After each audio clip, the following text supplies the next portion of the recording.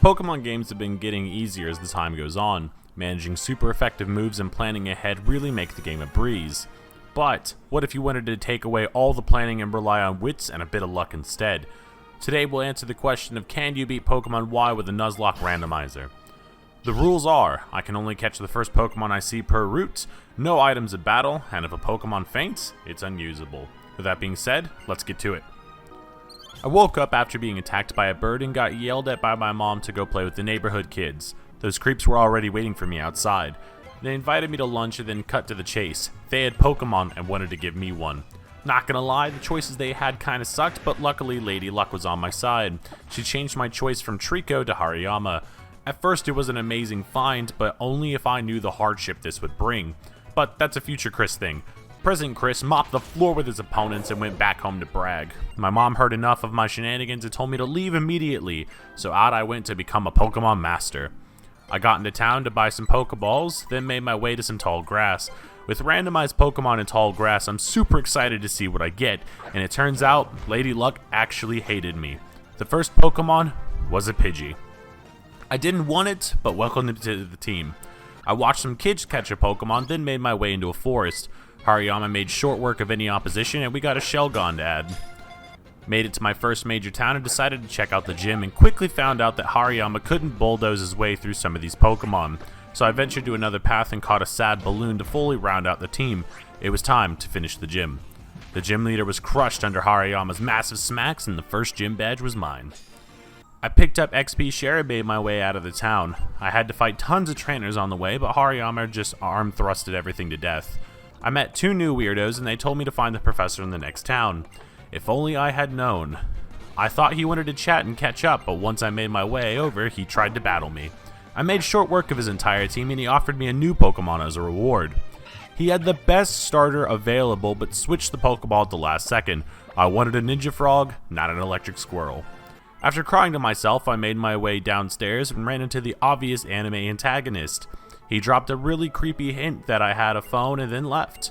I'd rather not answer phone calls from people I don't know, but I guess in the Pokemon universe, caller ID hasn't been invented yet. I tried to leave town, but was forced to go to a cafe, and wouldn't you know who I ran into? Mr. Anime Villain himself. He was harassing a movie star by saying she was getting old, but left when he saw me come in. I tried to leave the city again, and this time I was successful. I got run into by a furry and then caught a new Pokemon. I was now beginning to fully realize the power I possessed. Hariyama demolished every single Pokemon on my way to the next town, and honestly I couldn't blame it. My team was starting to look weak to the same types of things, so I had to let one Pokemon carry on. This would be the way to go for a while. I continued on but came to my first obstacle. A Snorlax had taken a nap on a bridge and it needed a flute to wake him up. But of course, the flute master didn't have it. A museum did. It was time for a break-in. I made my way over, paid an insane amount for admission, and then scoped the place out. Some guy was going on about his dog being missing, so I figured I'd shut him up and go look for it.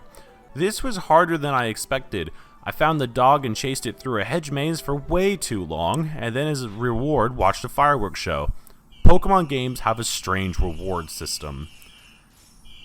However, it turns out that the dog I rescued actually belonged to the owner of the museum, so he gave me the flute back and I was able to take it back to the Snorlax and have it played to wake him up.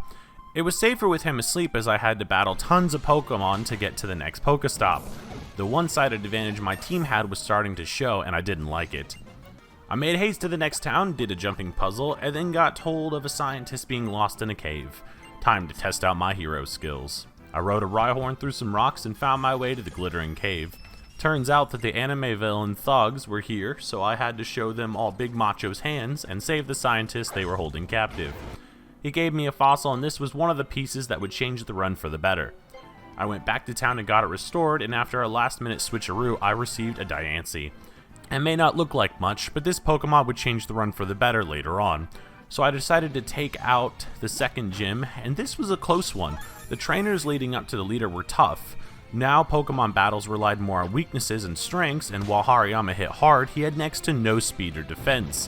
When I got to the leader, everything was going well until he pulled out a Zekrom, an electric legendary that I didn't have an immediate answer for, but Shivers pulled through with a powder snow and froze it on the first hit. It was brought down to low health, but a full restore brought it back up. So I brought out Big Macho and smacked down the rest of the team. The second badge was mine. Next up was Geosenge. I started noticing more and more legendaries showing up, and my team could only just overcome some of the fights even with a massive level jump. I found a team Flare Grunt, but he pulled a Houdini and disappeared. My neighbor ran up to me and said there was a cave that connected to the next town I needed to visit, and off I went. Before I left, the skater with her team of furries attacked me. Her team wasn't super tough and was dispatched quickly, so I was off to the cave. I stocked up on Pokeballs, then made my way into Glittering Cave. I came across a 5-on-1 encounter and had my target, a water pony. I knocked out all the others to catch it, and 20 Great Balls later, and I had to smack it down into the dirt. I guess we didn't need a new Pokemon anyway. The rest of the cave was a mix of tough trainers and getting lost for a crazy amount of time, but through sheer luck I stumbled upon the exit and made my way to the Poké Center. Getting distracted with my quest to become a Pokemon Master, I headed off to some tower by the waterside and found the skater girl talking to the Mega Evolution Guru. He said he had a spare bracelet to give out, so my neighbor decided to fight me for it. Big mistake, Chief. Hariyama smacked her entire team to sleep and I claimed my Gucci bracelet. Skater girl was pleased by my prowess and told me to take on the gym. But this was a tough one. I beat all the trainers inside, but they gave me some trouble where I had to visit the Pokemon Center after fights, since I couldn't use items in battle. But after a quick fix-up, it was gym leader time, and wouldn't you know it, another clean sweep. Honestly, the trainers in the gym that blocked my path were tougher than her, but this wouldn't be the only time we fought. Remember that tower I went to earlier? She challenged me to a final battle at the tip top, and the loser would be laughed at for generations. Now, I was worried about this one. Normally this is where you get a Lucario and learn Mega Evolution, but instead I got a Pinsir while she got a Latios. But wouldn't you know, Latios is weak to bug-type moves. My first attack did almost nothing while X-Scissor did massive damage. Latios lashed out with a Dragon Breath that almost killed me and paralyzed, but the run wouldn't end here. One more attack and we won with single-digit health. After my near-death experience, I went and got Surf. Turns out Hariyama can learn it. More type coverage never hurt anyone. I went to play in the grass and came across another 5-on-1 fight. These are great for Nuzlocke runs because you can choose what you want, which was easy here. Firestar joined the team and off I went to the next town. I got a call saying to meet up with the professor and that my rival was salty for her last defeat and wanted a rematch. I met up with the professor and he gave me Fly. It'll come in handy for travel later. He was chatting to the movie star, and she even asked for a battle next time we met. I didn't get it, as I've never seen her with Pokemon, but I wasn't afraid. After heading to the gym, my rival stopped me and was quickly dispatched. The third gym, on the other hand, was kinda scary. The trainers were pushovers this time, but the gym leader had a Mega Blastoise. I don't really have any way to deal with water Pokemon, so I swapped out the Shivers and got lucky by freezing it. This allowed me to swap back to Hariyama and then dispatch him with ease. The rest of his team went down soon after. Leaving the gym, I got a call from Mr. Anime Villain himself. He knew I could Mega Evolve and said something about making the world beautiful, but I ignored it because I got a tip that the power plant was being messed with. I headed out into the desert and sure enough, Team Flare was causing trouble in the neighborhood. I found a hidden key and made my way inside. I took out some grunts on the way to the base leader and everything was going fine, but the leader was prepared. It was a knockdown drag-out fight, but in the end, we lost Squidlet and Sadpuff, but our Shivers evolved, so now we had a secondary Dragon Killer. I made my way back and added them to the pile of the fainted and went on my way. I came across a Sasquatch and then made my way back to Luminoid City. Now that the power was on, I could go to any part of the city without being stopped, and the first place I wanted to go was straight to the gym. I had to take part in a game show, but this isn't my first Pokemon rodeo. I passed every question and beat every single trainer. This gym felt surprisingly easier, but I guess by this point I was able to answer different types of Pokemon now. I gained another badge to add to my collection and got asked by the professor to meet up. I went over and saw he was discussing evolution with our antagonist, but he had a habit of leaving right when I showed up, but gave me a rock for my troubles. I met up with the gang and we went to a spooky house and I paid way too much for a story. Made it to the next town and it was gym time. This gym was anything but straightforward. I got lost while teleporting back and forth and had to fight every trainer on my way to the leader. And after what seemed like ages, I made my way to the leader and it was time to battle. If you were expecting a battle for the ages, you'd be sad to hear this was a sweep. Her team didn't stand a chance. After the gym, I was asked to go investigate a disturbance at the Pokeball factory. Surely it was something that the local authorities could handle, but I don't know how police work in these games, so a 10-year-old with Pokemon will have to do. Turns out Team Flare was up to their no-good shenanigans again, and it was up for me to stop them. I busted in and made quick work of the grunts inside, but I was in for a rude awakening at the end of this place. I made my way to the main office and found 3 ladies interrogating the owner of the factory. One of them got cocky and tried to battle me, one-on-one, but she didn't last long. However, the last 2 decided their best chance to beat me was to team up, and if my neighbor hadn't pulled a Deus Ex Machina, I don't know if I would have made it out. But to be honest, it wasn't the help I'd expected I'd get. Essentially, my teammate sat there and became a punching bag for the enemy team, allowing my Pokemon to capitalize on damage. But I got cocky and threw out my Pidgeotto and watched it take an insane amount of damage, and it joined the fainted Pokemon in the sky. I got revenge and wiped out the Team Flare bad guys, but the fights were only going to get harder from here on out. Continuing on to the next town, I caught a Smoochum and had to battle a ton of trainers, and then saw nature do a complete flip. 1 minute I was in fall, then it turned into a snowy tundra in the middle of a blizzard. How does anyone prepare for this? I met up with one of the kids following me, and he told me that there was a spooky cave I needed to check out. It wasn't too impressive, but had a ton of trainers to battle. I got lost on an ice skate rink and found the real reason for the visit.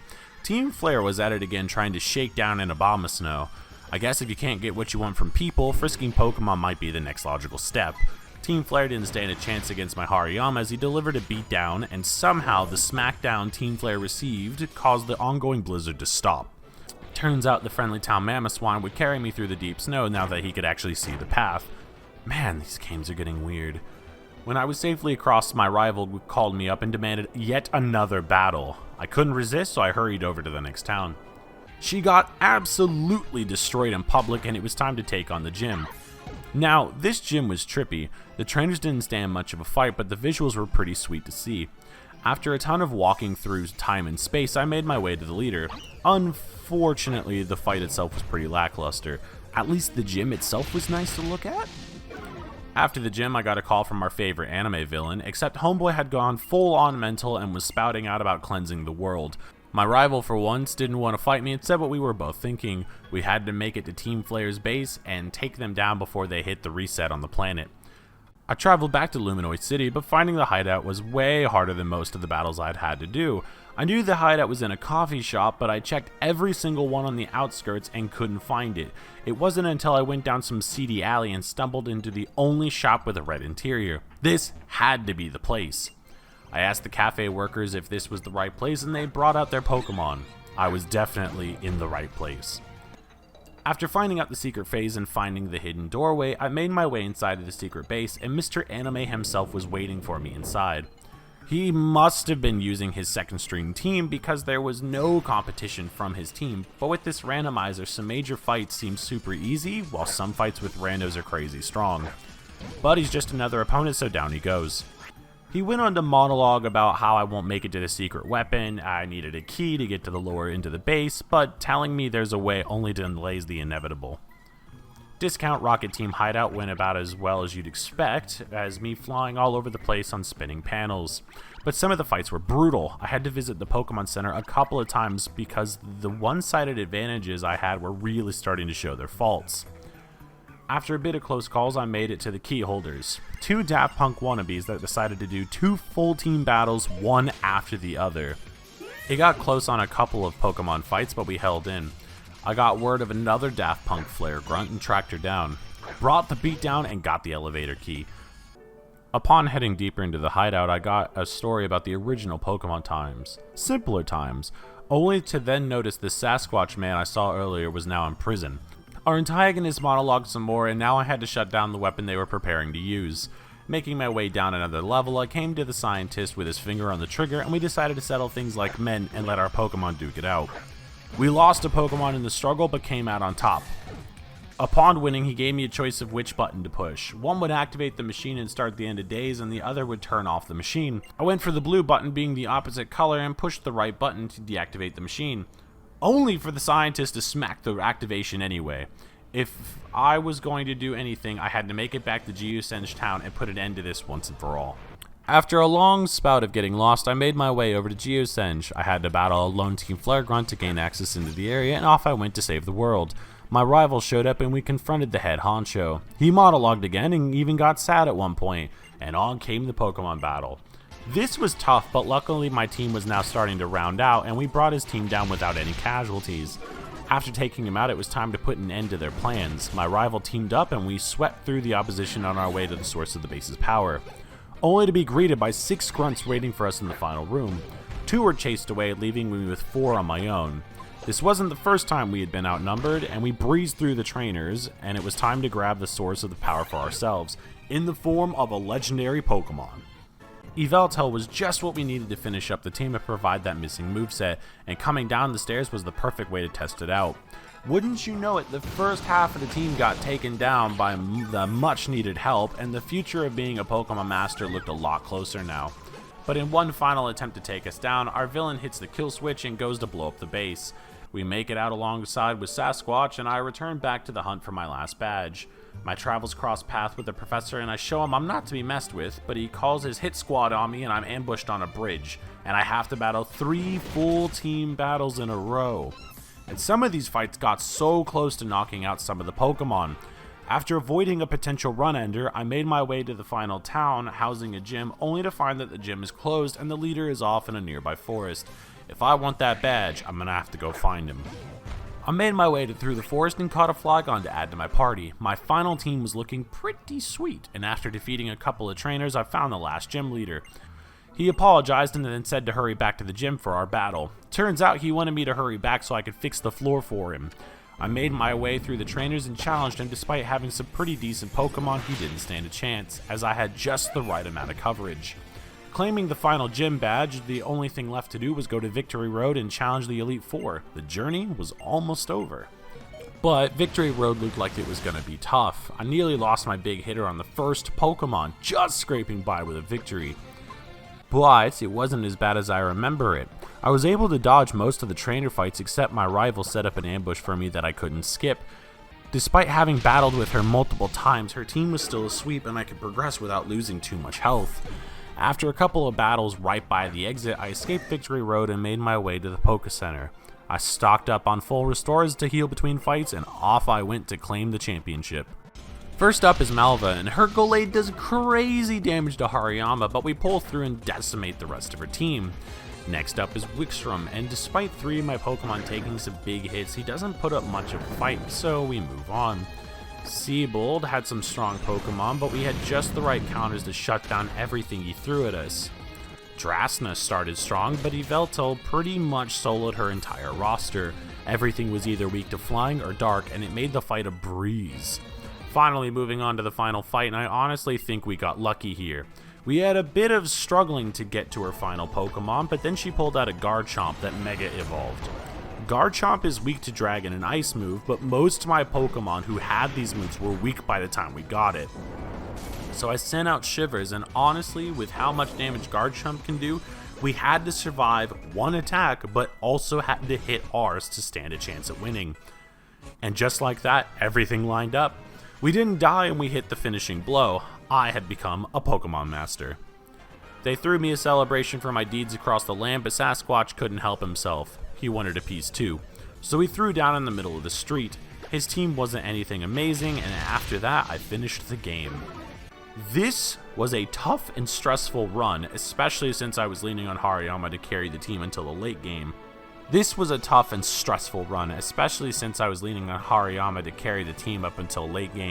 I may visit some of the earlier Pokemon games as I'm more familiar all the way up to Emerald, and this was a lot of guessing as to what types of weaknesses we were dealing with here. As always, if you've enjoyed the video, leave a thumbs up and subscribe, and I'll see you on the next one.